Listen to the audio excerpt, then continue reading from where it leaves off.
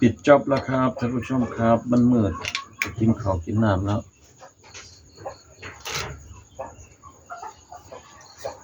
อันนี้ฝาครอบท่อไอเสียเนาะผู้ใดก็รู้เนาะกดปลากระป๋องแต่ว่าอันบ่แม่นแกกินแล้วเอามาสวมเลยนะครับผมทุบตัวทุบเกือบ5 นาทีเอาหัวควันเข้าไปจังซี่นะปึ้งทุบจนเอามือแห้งสิบ่เป็นหยังมันจังบ่ไปควนปากท่อมีห้อยขูดขีดตัวครับรักษาไว้มันสะอาดมันเข้าไปพอเป็นคมๆเปิดออกสุกเลยเด้อันนี้บ่มีบาดผมลบเหลี่ยมมันเบิดล่ะฝากระป๋อง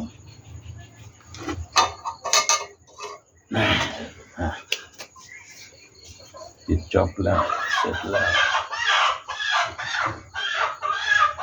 ตอนต่อไปก็จะตั้งว่าวตัวนี้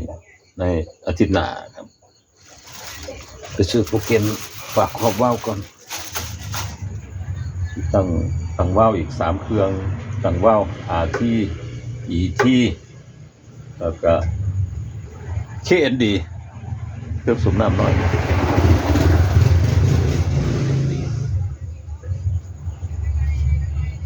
ตัวนี้พอมันเหลือเนาะตัวนี้ประมาณตัวนี้ลิตรหนึ่ง3 ลิตรตัวนี้มันเหลือลิตรครึ่งครับ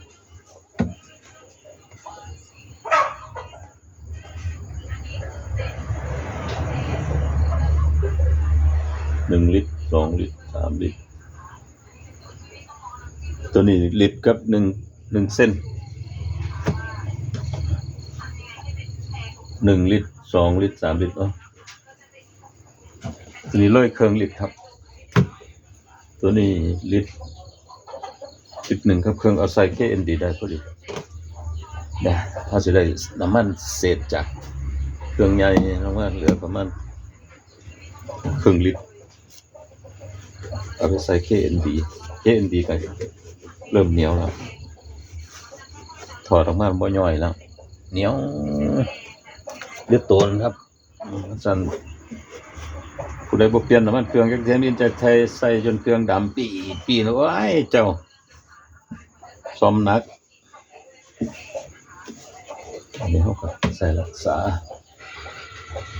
นี่เฮาโดนจนเฮาเข้าห้องแก้ผมว่ามันคุ้มมันบ่ได้ต่อภาษีคือรถปิกอัพ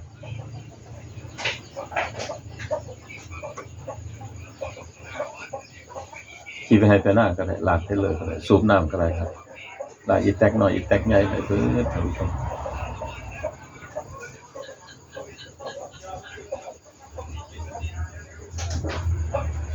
คนบอกว่าเอาคือบ่ซื้อรถใหญ่ซื้อไปยังบ่มีหม้องจอดเลย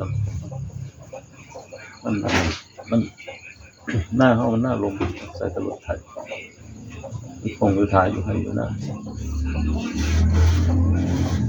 รถใหญ่บ่ได้กินหน้าผมแล้วเพราะว่าเขาเจ้าลงบ่ได้ก็เลยบ่มาต้องใส่รถน้อยกรองอากาศกันล่างนะครับบ่สกปรกปานใดก็เลยบ่ได้เปลี่ยนการบำรุงรักษาก็ประมาณนี้แหละครับท่านผู้ชมครับ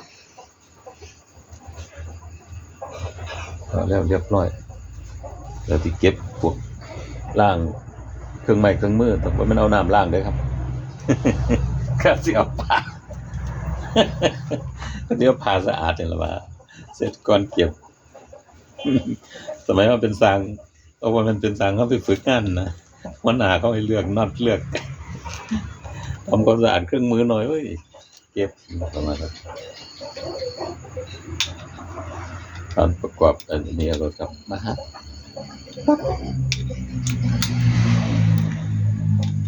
เติมเต็มซื้อรถท่านผู้ชมเรียนทางบ่จบขอบคุณทุกท่านครับ